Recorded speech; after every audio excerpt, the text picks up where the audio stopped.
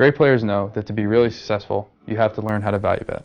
In this video, I'm going to show you some ways to win some really big pots that'll have a positive effect on your bottom line. Here's what we're going to cover in today's lesson. Defining the value bet, thin value bets, spots where value bets are to be avoided. At the end, we're going to talk about a more advanced concept called merging your range. To me, a value bet is when you think you have the best hand and you make a bet to get called by a worse hand.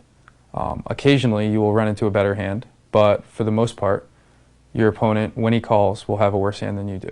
So it's hard to consistently make money in poker if you're not making good value bets. A good value bet will allow you to win more money when you have a good hand. Now we're going to look at some really clear spots where almost any player would value bet. So here the player third to act makes a raise to 4 times the big blind, and it folds to us on the button. We have pocket fours. And this is a pretty easy call in a spot that we're looking to set mine. Basically, we're looking to make all our money from flopping a set and getting a lot of value. And we do flop a set, and that player bets the flop, and we just call because there are a lot of turn cards where we can get a lot of value. If he has a hand like ace-king, or if he totally missed the board, he might be bluffing and he might bluff again. So there's a lot to be said about calling here because we're still going to get a lot of value by betting our own hand in position. And the player checks to us, and now it's time to just bet because you're missing too much value if you check behind here trying to trap him a little more or trying to let him catch up. So it's much better to just bet the turn and then bet the river. So we bet about 3/4 of the pot, and the turn rolls off, the river rolls off a very good card again. So we're looking to get value from a good queen, over pairs, stuff like that. And we make a nice big 80% bet, about 85 into 107, and we get called by worse.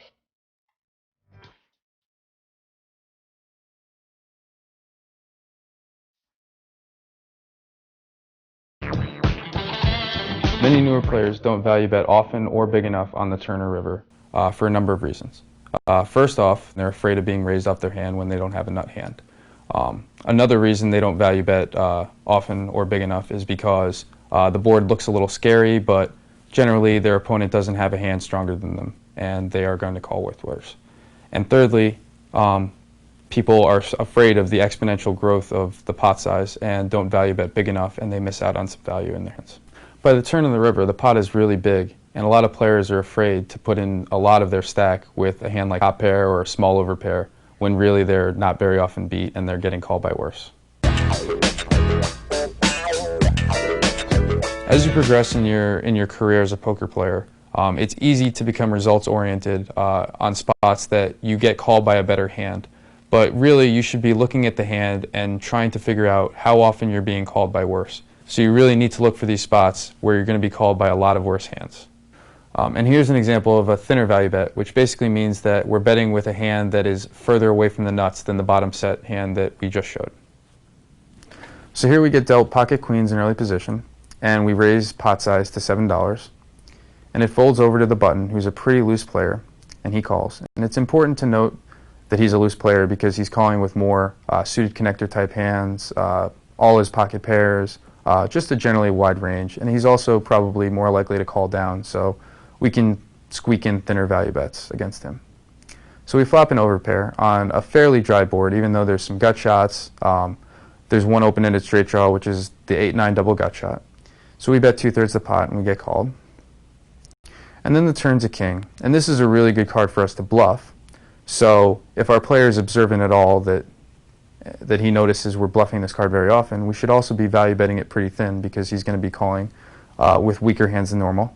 So queens is certainly a good enough hand to value bet here because he's calling with a lot of smaller pocket pairs and a lot of jacks. So we bet about 2/3 the pot again, and we get called.